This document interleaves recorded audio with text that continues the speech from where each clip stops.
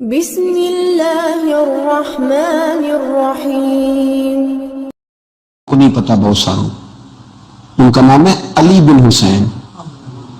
حضرت علی بن حسین یہ امام حسین کے ساتھ زیادہ ہی.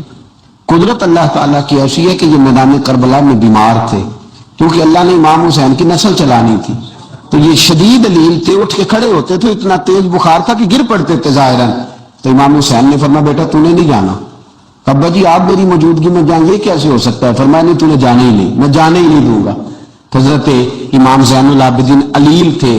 امام زین العابدین رضی اللہ تعالیٰ عنہ نے 3 سال تک حضرت علی کی صحبت اٹھائی ہے. بعض روایات میں اس سے زیادہ بھی آیا ہے. کچھ لوگوں نے لکھا جب آپ میدان کربلا میں گئے تھے تو 30 سال سے عمر زیادہ تھی. 30 سال سے عمر. اور داڑھی مبارک جو تھی نا آپ کی, جو لوگ شروع سے داڑھی نہیں نا کٹواتے ان کی زیادہ لمبی نہیں ہوتی. جو شروع سے داڑھی رکھ لیتے ہیں نا, کیا پنجابی میں کہتے ہیں, سچی داڑھی, اور ان کو خرشت بھی نہیں کرانا پڑتا. میں نے بھی کبھی نہیں کرایا, ضرورت ہی نہیں پڑی. وہ نہیں کرانا پڑتا اس لیے کہ جو داڑھی شروع سے ہوتی ہے نا وہ اتنی زیادہ بڑی بھی نہیں ہوتی اور پھیلتی بھی نہیں. تو حضرت امام زین العابدین کی داڑھی بہت زیادہ بڑی نہیں تھی.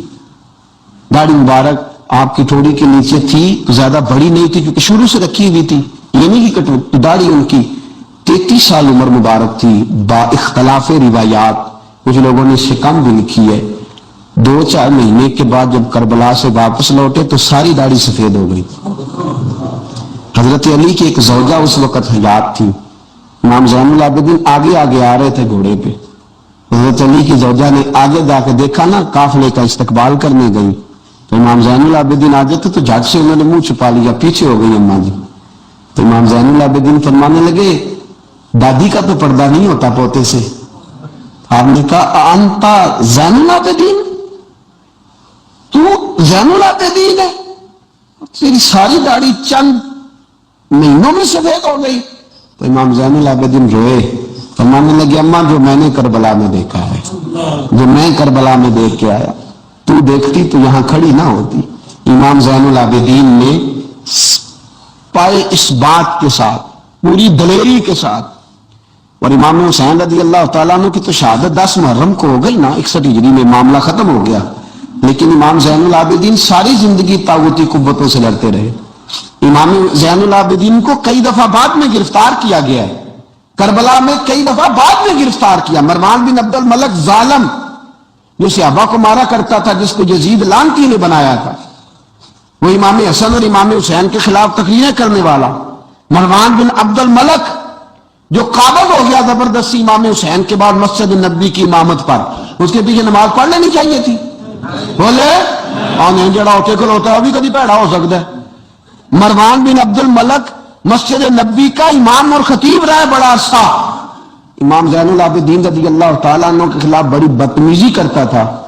امام زہری فرماتے ہیں, تابعی بزرگ ہیں, کہتے اس نے امام زین العابدین رضی اللہ تعالیٰ عنہ گرفتار کرا کے منگایا اپنے دربار میں. تو پورے ہوا کیا, یہ جو طریقت ہے نا ہماری, ایک مسئلہ یہاں سمجھا دوں, یہ جو پیری مریدی ہے, جو بیعت ہے, یہ اسی وقت شروع ہوئی. کیونکہ بادشاہت پہلے جو خلیفہ ہوتے تھے وہ بادشاہ بھی ہوتے تھے, پیر بھی ہوتے تھے, رہنما, سارا کچھ ہی وہ ہوتے تھے. لیکن امام حسن حسین کی شہادت کے بعد جب بادشاہی یزید جیسے لوگوں کے ہاتھ میں گئی نا, تو امام زین العابدین رضی اللہ تعالیٰ عنہ کے گرد جو اللہ اللہ کرنے والے لوگ, دین سیکھنے والے تھے, وہ اکٹھے ہو گئے. اب وہ جو بیعت تھی اسی کو آج بیعت طریقت کہا جاتا ہے. لوگ اس طرف ہو گئے کہ اب وہاں بیعت کا سلسلہ نہیں رہا, یہ وہی بیعت ہے جو امام حسین رضی اللہ تعالیٰ عنہ, حضرت علی, حضرت ابوبکر صدیق, یہ سب لوگ فرمایا کرتے تھے. اب لوگ بڑے اکٹھے ہو گئے, لوگ آیا کرتے تھے, حضرت حسن بصری جیسے لوگ, امام زہری جیسے لوگ, حضرت سعید بن مسیب جیسے لوگ. امام زین العابدین نے کربلا کے بعد اپنا مکان مدینے سے باہر بنا لیا تھا, نام علی تھا, لیکن عبادت اتنی کرتے تھے کہ لوگوں نے زین العابدین کہنا شروع کر دیا. عبادت کرنے والوں کی زینت زین العابدین کہنا شروع کر دیا. بیٹا پاس ہو رہا تھا, گھر میں آگ لگی ہوئی تھی, امام زین العابدین نماز پڑھ رہے تھے. اتنی لمبی ساری رات, سارا دن مصلے پہ رہتے.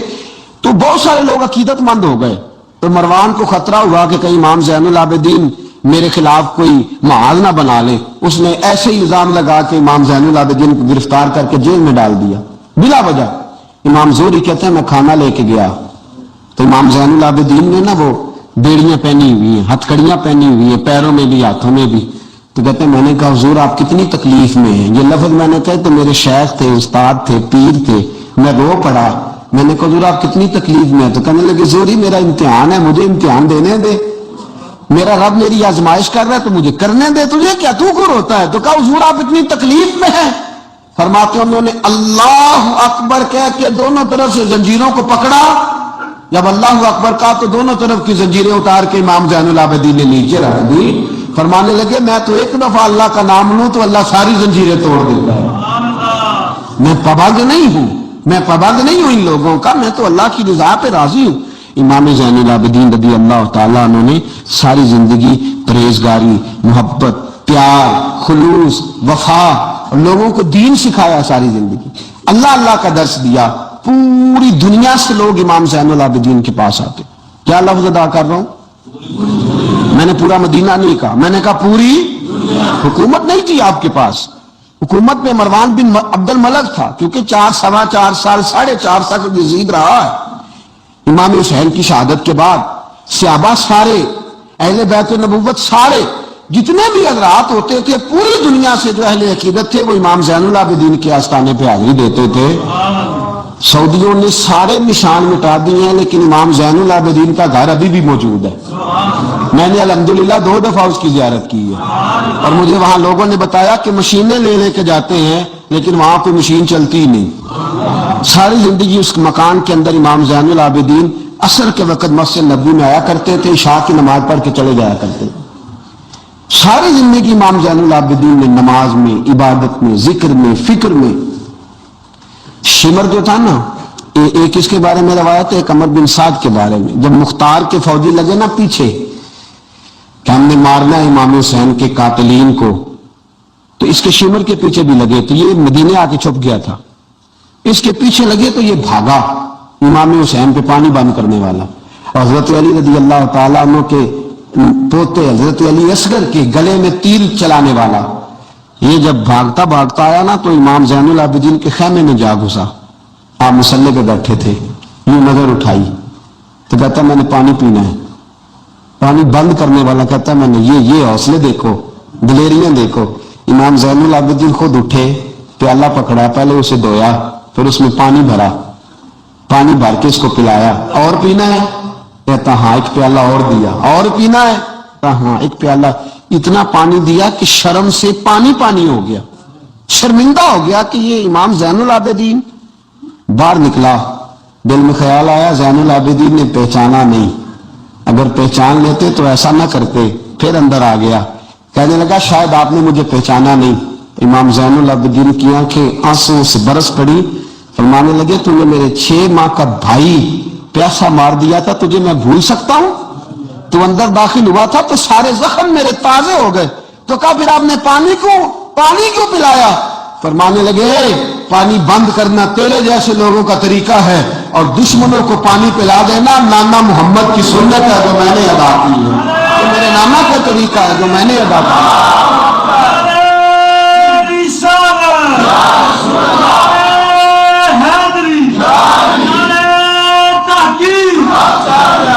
یہ گراؤنڈ امام حسین نے بنایا ہے. دیکھیے کچھ جدوجہد ایسی ہوتی ہے جو مسلح ہوتی ہے. یہ اہل طریقت، اہل تصوف، امام زین العابدین نے جو لوگ تیار کیے، اگر میں ان کے نام بتاؤں تو آپ حیران ہو جائیں. حضرت حسن بصری کو تیار فرمایا. حضرت حسن بصری جیسے لوگ، امام حسن بصری جو ولایت کے بادشاہ ہوئے، امام زین العابدین کے شاگرد ہیں. حضرت امام زین العابدین کے، حضرت سعید بن مسیب جیسے خیر التابعین امام زین العابدین کے شاگرد. حضرت حرم بن حیان جیسے جلیل القدر لوگ جنہوں نے بعد میں رسول اللہ کی سینکڑوں حدیثوں کو روایت کیا، امام زین العابدین کے شاگرد میں. رکے نہیں، میدان کربلا میں ہمت ٹوٹ گئی، اب معاملات آگے نکل گئے تو میں چپ کر کے بیٹھ جاؤں. انہوں نے مصلے پہ بیٹھ کے نبی پاک کا دین پڑھانا شروع کر دیا. انہوں نے پھر حجرے میں بیٹھ کے لوگوں کو اللہ اللہ، اور اس اللہ اللہ کا نفع یہ ہوا، اس اللہ اللہ کا فائدہ یہ ہوا کہ ایسے مجاہد تیار ہوئے، ایسے دلیر تیار ہوئے کہ کچھ سال گزرے تو حضرت عمر بن عبدالعزیز جیسے نیک آدمی کی حکومت قائم ہو گئی. امت کو یہ نفع ملا.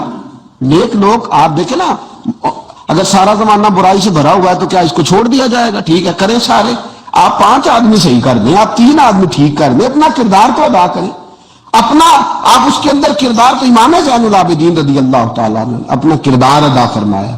اور پھر سب سے بڑی بات یہ تھی غریب پروری. جب یزید مر گیا اور دیگر حکومتیں آنے لگی تو امام زین العابدین کے پاس لوگ بہت سارے نذرانے لے کے آتے، یزید کے زمانے میں بھی آتے لوگ، بڑے نذرانے خدمت کرتے، بڑا کچھ کرتے، گھروں کے اندر بڑا سامان آپ کے پاس پڑا ہوتا. آپ کے صاحبزادے امام باقر، آپ فرماتے رات ہوتی تو میرے ابا جی اپنے کندھے پر بوریاں رکھ لیتے، اپنے کندھے پر، شہزادے خود اپنے کندھے پر، اور غریبوں کے گھروں تک پہنچا کے آتے، خود بوریاں اپنے کندھے پہ رکھ لیتے. فرماتے میں کہتا ابا جی میں چھوڑ آتا ہوں، مجھے بتائیں. فرمانے لگے اگر تو چھوڑنے جائے گا تو تجھے اس غریب کا نام بھی بتانا پڑے گا، تو میں کسی کو رسوا نہیں کر سکتا، میں رسوا نہیں کروں گا، میں خود دے کر کے آتا ہوں. امام زین العابدین رضی اللہ تعالیٰ عنہ نے عمر بھر یہ غریب پروری کا مظاہرہ فرمایا، اپنے بچوں کی تربیت فرمائی. امام زین العابدین رضی اللہ تعالیٰ عنہ مسلح پہ بیٹھے اتنے پاورفل ہو گئے کہ حکومتیں ان سے ڈرنے لگی. مسلح پہ بیٹھے بیٹھے اتنے پاورفل ہوئے، اتنے عظیم ہوئے کہ حکومتیں لرزنے لگی. ایک وقت ایسا آیا کہ مروان جیسا تگڑا حکمران، ظالم جو آدمی ہوتا ہے نا، بدماش آدمی سمجھتے ہیں لوگ مجھ سے ڈرتے ہیں، حالانکہ لوگوں کی شرافت ہوتی ہے، لوگوں کی یہ ایک آدمی، نبی پاک صلی اللہ علیہ وسلم نے فرمایا بتاؤ جھگڑے میں کون جیتا کرتا ہے؟ تو صحابہ کہنے لگے حضور آپ بتا دیں. فرمایا جو زیادہ منہ زور ہوتا ہے وہ جھگڑے میں جیت جاتا ہے. جھگڑے میں شرفا نہیں جیتا کرتے، جو منہ زور لوگ ہوتے ہیں نا، وہ بڑا منہ زور تھا، بڑا بدتمیز تھا، اگر اس کو کوئی سیابی بھی نظر آ جاتا تو اس کو بھی ایڑی لگانے سے باز نہیں آتا تھا، بڑا نالائق تھا، ڈنڈا سوٹا بڑا چلاتا تھا، بڑا سخت گیر آدمی تھا. لیکن اس نے ایک غریب آدمی پہ ظلم کیا، اس کا مال دبا لیا. تو امام زین العابدین تھے نا حضرت علی کے پوتے، اگرچہ بیٹھے تھے اندر حجرے میں بیٹھے تھے، آپ بظاہر تصوف طریقت کی خدمات سر انجام دے رہے تھے، لیکن اس شخص نے آ کے رویا، کہنے لگا حضور میرا اس نے مال دبا لیا ہے. تو امام زین العابدین نے چھڑی ہاتھ میں لی اور چھڑی ٹیکتے ہوئے مروان کے دربار میں پہنچے. کہنے لگے اس غریب کا مال تو نے لیا ہے؟ تو نے لیا اس کا مال؟ کہنے لگا میں گورنر ہوں. تو اس نے کہا نا زبردستی میں گورنر ہوں. تو وہ شخص کہتا ہے امام زین العابدین کے ہاتھ میں چھڑی تھی، زور سے فرش پر ماری. کہنے لگے انا ابن حسین، اگر تو گورنر ہے تو میں حسین کا بیٹا ہوں، میں حسین کا بیٹا ہوں، میں حسین کا بیٹا. 3 دفعہ امام زین العابدین نے جو جملے کہے نا تو گورنر ہے تو میں حسین کا بیٹا ہوں، پتہ ہے نا. جب 3 دفعہ گرجدار آواز میں جو جملے کہے تو امام زین العابدین سے کہنے لگا آپ چاہتے کیا ہیں؟ فرمانے لگے ابھی اس کا مال واپس ہونا چاہیے، ابھی اس کا مال واپس ہونا چاہیے. اسی وقت بھرے دربار میں مروان نے مال منگایا، اس غریب آدمی کو دیا، وہ غریب آدمی اپنا مال لے کے واپس چلا گیا. تو امام زین العابدین بھی لوٹے. لوگ مروان بھی کہنے لگے تو اتنا دلیر بنتا ہے، ایک صوفی آدمی جس کے ساتھ بندہ بھی کوئی نہیں، ایک غریب آدمی کھڑا ہے، ہاتھ میں ڈنڈا ہے، کوئی اسلحہ نہیں، کوئی تلوار نہیں، کوئی خنجر نہیں، تو ڈر کیوں گیا ہے؟ کہنے لگا مجھے پتہ ہی نہیں چلا. امام کی گرج اتنی زبردست تھی کہ میرا وجود کانپ رہا تھا اور مجھے لگ رہا تھا اگر میں نے بات نہ مانی تو پتہ نہیں آسمان گر جائے گا یا زمین پھٹ جائے گی. میں ڈر گیا، ہیبت تاری ہو گئی، روب تھا. اصل بات کیا تھی؟ ان اللہ مع الصابرین، اللہ صبر کرنے والوں کے، تو جس کے ساتھ اللہ ہو. حضور نے فرمایا غار ثور میں حضرت ابو بکر سے قرآن بیان، لا تحزن ان اللہ معنا، تو نہ ڈر اللہ ہمارے ساتھ ہے. اللہ ہمارے، تو جس کے ساتھ اللہ ہوتا ہے پھر وہ کسی سے ڈرا نہیں کرتا. ایک محبت کی بات بھی بتا دوں، لوگ ہی نہیں جاتے تھے. امام باقر فرماتے ایک دن نا ایک ہرنا آ گیا، ہرنی آ گئی دوڑی دوڑی. تو امام اندر عبادت کر رہے تھے تو میں باہر دروازے پہ کھڑا تھا، تو وہ ہرن بار بار امام صاحب کے کمرے کی طرف جاتی. فرماتے میں بند کرتا، یہ ملا جامی نے اس کو شواہد النبوہ کے اندر لکھا ہے. فرماتے بار بار جاتی، میں اس کو روکتا. تو نماز مکمل کر کے مجھے کہنے لگے کیا بات ہے؟ میں نے کہا حضور یہ کرنی ہے، اندر آنا چاہیے. تو فرمایا کھول دو دروازہ، آنے دو، جانور ہے، آنا چاہتی ہے تو آنے دو. کہتے ہیں وہ ہرن اندر آیا تو میں نے اس کو دیکھا کہ وہ امام صاحب کے رات کا وقت ہے، تو امام زین العابدین کے کان کے ساتھ منہ لگائے ہوئے ہرن، شام کا وقت ہے۔ فرماتے ہیں میں نے دیکھا کہ امام زین العابدین نے چھڑی پکڑی، امامہ باندھا، جبہ پہنا، فرماتے ہیں آگے آگے ہرن چل رہا، پیچھے پیچھے امام زین العابدین چل رہا، آگے آگے ہرن چل رہا، پیچھے پیچھے۔ بھائی ہمارا تو عقیدہ حضور غوث اعظم کے بارے میں ہے کہ وہ جن و بشر کے پیر ہیں، جن و بشر کے پیر، سب کا اللہ کے بندوں کی طرف، اللہ کی ہر مخلوق کا رجحان ہوتا ہے اللہ کے بندوں کی طرف۔ کہتے ہرن کے پیچھے پیچھے ایک عرابی کے دروازے تک لے گئی ہرن، تو امام زین العابدین نے نا دستک دی دروازے پہ، اور ہرن ایک کونے میں کھڑی ہو گئی، دستک دی، وہ باہر آیا تو فرمانے لگی تیرے پاس کوئی ہرنی کے بچے ہیں؟ اس نے کہا ہاں، آپ نے کیا کرنا ہے؟ فرمایا میں خریدنے آیا ہوں، میں وہ بچے خریدنے آیا ہوں۔ کہتے ہیں 2 بچے تھے، کہنے لگا کہ میں نے تو سویرے بیچنے تھے، میں روز جنگل سے کچھ نہ کچھ پکڑ کے لاتا ہوں، سویرے بیچنے تھے، سویرے گاہک ڈھونڈنے تھے، آپ رات کو جانا ہے، کیا لے گا؟ اس نے کہا 20 دینار 2 بچوں کے۔ امام صاحب نے 20 دینار دیے، بچے پکڑے، واپس لائے۔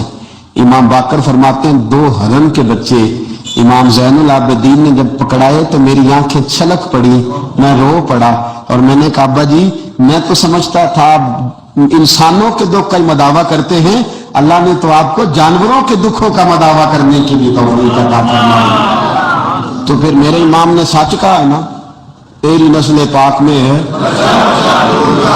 کیسا عقیدہ ہے، کیسا عقیدہ ہے، ہر بندے کی اپنا۔ میں تو جب بھی کسی سیدزادے کی، کسی اہل بیت کی کوئی بات پڑھتا ہوں نا، آپ یقین کریں تو میرے ذہن اعلیٰ حضرت کا شعر رہتا ہے، پلٹ پلٹ کے بات وہی جاتی ہے کہ تیری نسل پاک میں ہے بچہ بچہ نور کا، تو ہے عین نور تیرا سب گھرانہ ہی نور کا، سب گھرانہ ہی۔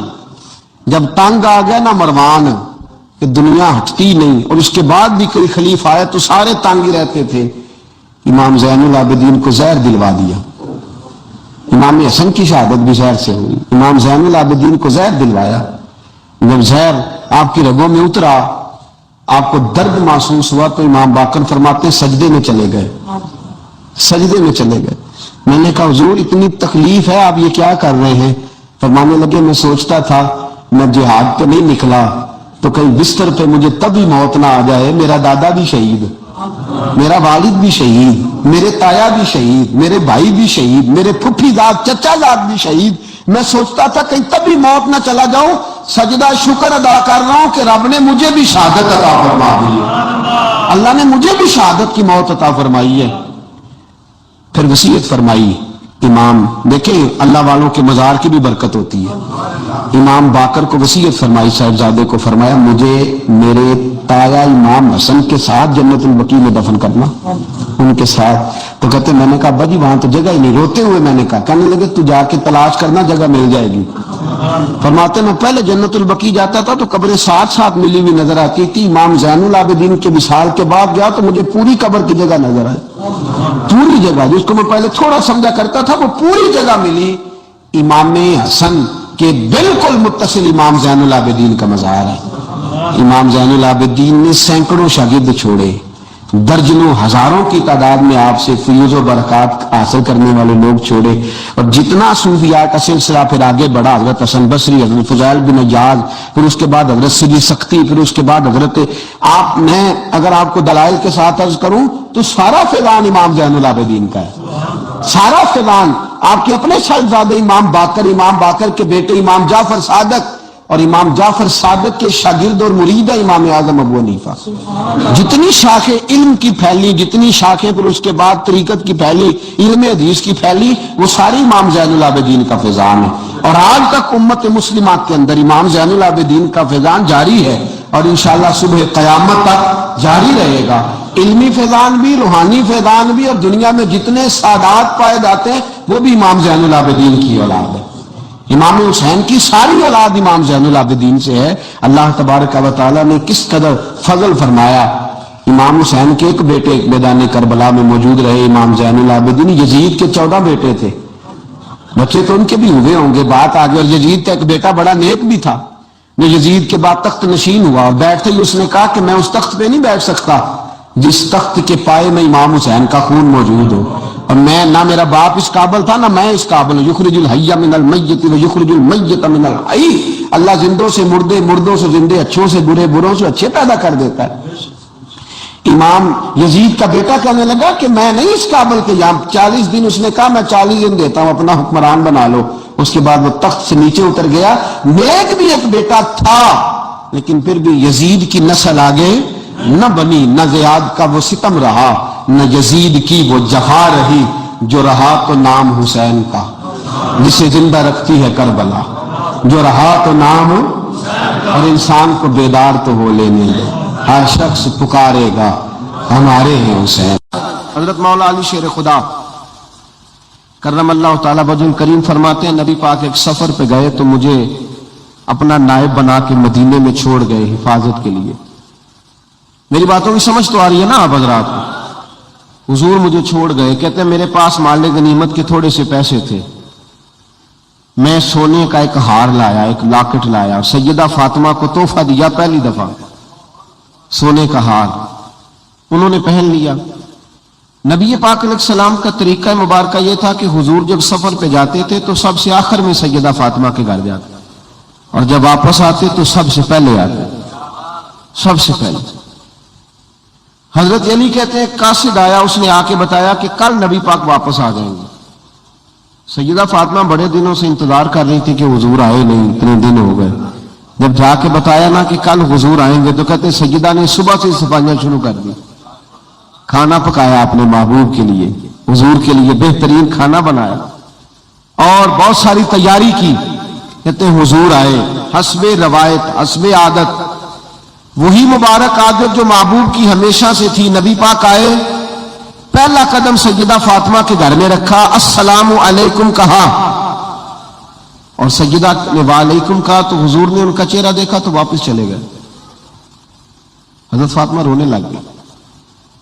مولا علی شیر خدا کہتے ہیں میں گھر آیا تو بی بی صاحبہ زاروں قطار رو رہی.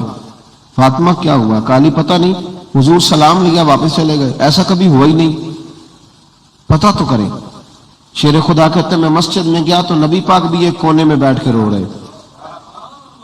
میں نے کہا یا رسول اللہ آپ یہاں رو رہے ہیں، فاطمہ وہاں رو رہی ہے، بات کیا ہے؟ تو نبی کریم علیہ السلام نے فرمایا وہ میری بیٹی ہو کے سونا پہنتی ہے. اگر فاطمہ بھی سونے سے پیار کرے گی تو امت کی غریب بیٹیاں کدھر جائیں گی؟ وہ بھی سونا پہننے لگ گئی ہے. وہ بھی اگر یہ کام کرے گی تو غریبوں کی بچیاں کس کے طریقے پہ چلیں گی؟ وہ بھی سونا پہنتی ہے. حضرت علی کہتے ہیں میں نے کہا یا رسول اللہ انہوں نے نہیں پہنا، وہ تو میں نے لا کے دیا ہے. انہوں نے خواہش نہیں کی تو محبوب نے فرمایا اسے جا کے بتاؤ. حضرت فاطمہ الزہرا رضی اللہ تعالی عنہا کو جا کر کے بتایا گیا کہ محبوب پاک تو اس بات سے آپ سے ناراض ہے. حضرت فاطمہ نے اسی وقت سونا اتارا، کہا علی جو مدینے میں سب سے غریب گھر ہے اسے دے آ جا کے. بھائی نبی پاک نے انہیں سادگی میں رہنا، پاکیزگی میں رہنا سکھایا، انہیں حسن سکھایا، انہیں عبادت سکھائی. نبی پاک علیہ السلام، یہ تو ساری دنیا بیان کرتی ہے کہ امام حسین نبی پاک کے کندھے پہ بیٹھ جاتے تھے سجدے کے عالم میں تو 72 تسبیح حضور پڑھتے تھے. پتہ ہے حضور سکھاتے کیا تھے؟ نبی پاک امام حسین کو سجدہ کرنا سکھا رہے تھے. حضور سجدہ کرنا سکھا رہے تھے. سجدہ کرنا. پورے کربلا میں، پورے کربلا کے واقعے میں کسی جگہ بھی امام حسن اور امام حسین نے کسی ایک مقام پہ بھی یزیدیوں سے کوئی مطالبہ نہیں کیا، کوئی بات نہیں منوائی، کہا جو تمہاری مرضی. ایک بات صرف کی، ایک گزارش، توجہ ہے میری بات پر، ایک بات صرف کی، ایک مطالبہ رکھا.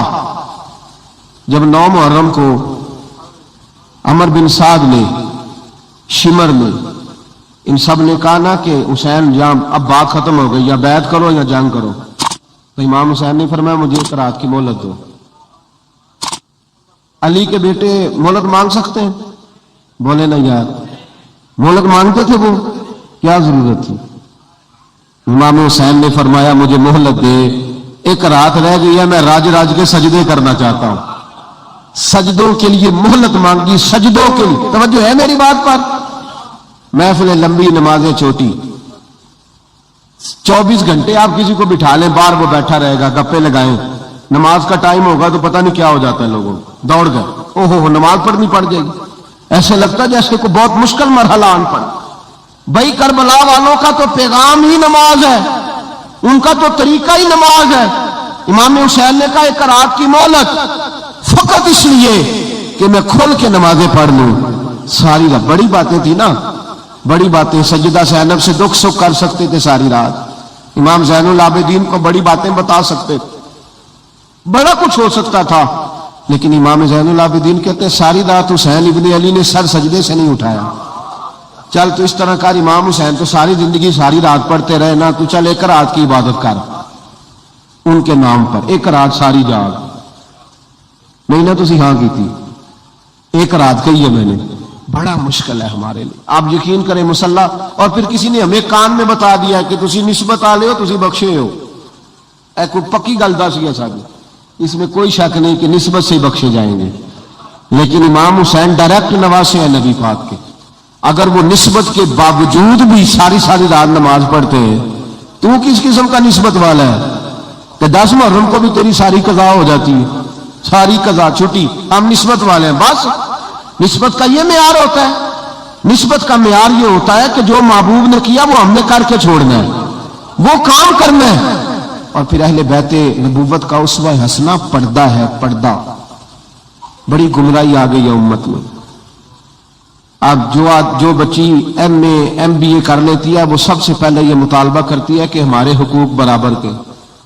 اسلام نے عورت کو برابر کے حقوق نہیں دیے، عزت والے حقوق دیے.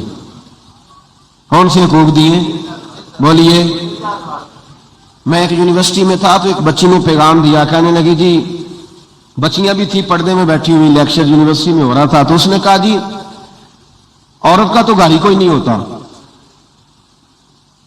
عورت کا تو گھر ہی کوئی نہیں، وہاں کدھر جائیں؟ میں نے کہا چلیں ادیبانہ انداز میں یہ بات درست ہے، لیکن حکیمانہ انداز میں درست نہیں. عورت کی تو اللہ تعالیٰ نے ذمہ داری بڑی شاندار رکھی ہے.